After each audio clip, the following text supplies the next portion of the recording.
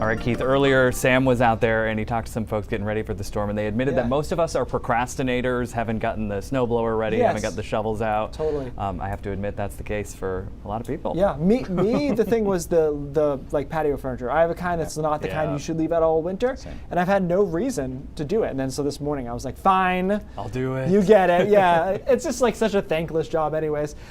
So we got the cold air in place for this storm that's coming in on Saturday, Sunday. And that's one nice thing about this is we often talk about rain, snow lines. It's going to be slushy, heavy stuff, and that's not going to be the case with this storm. Temperatures today only in the 20s, teens in the mountains. Not a whole lot warmer tomorrow as this storm approaches. Winter storm watch in effect for the southern part of the state through New Hampshire back into Massachusetts as well, where it'd probably be a bigger storm down into southern New England. Here it is. Doesn't look like a whole lot right now on radar, but some moisture coming out of the Gulf of Mexico here and a cold front that's going to turn into kind of a moderately sized nor'easter, I would describe it, and move in tomorrow night and in through the day on Sunday.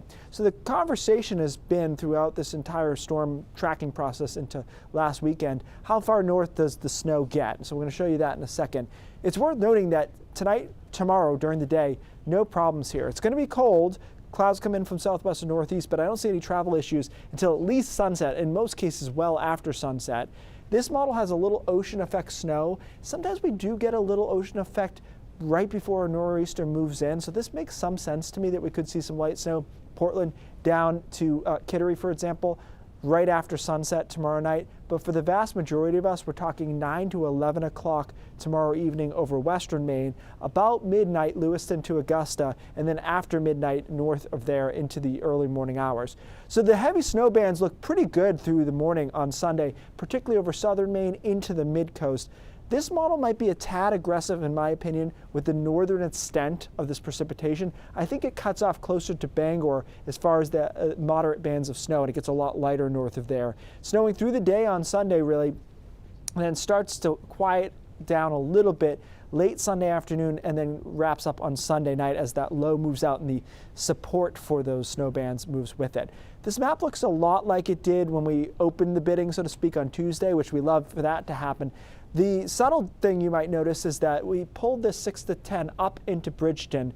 Whenever the low is nearby like this, Bridgeton and Freiburg always seem to get some really good numbers out of it. So I pulled them into 6 to 10, but we removed Bangor from 3 to 6 because I think the northern edge of this is quite dry, and so it's going to hard to get a lot of accumulation on the north side of that.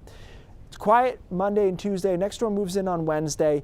It has trended colder, which is a good thing, but it does still look like it changes over to rain, and wind gusts of 50 miles an hour along the coast are still in play on Wednesday. We'll obviously nail that down after we get through the storm on Sunday. Good things about this storm, light fluffy snow, and it's also, you know, for most people, the Sunday helps. You're not forced to move around quite as much. And I don't see a point in this where the roads are impassable. It's not that kind of situation.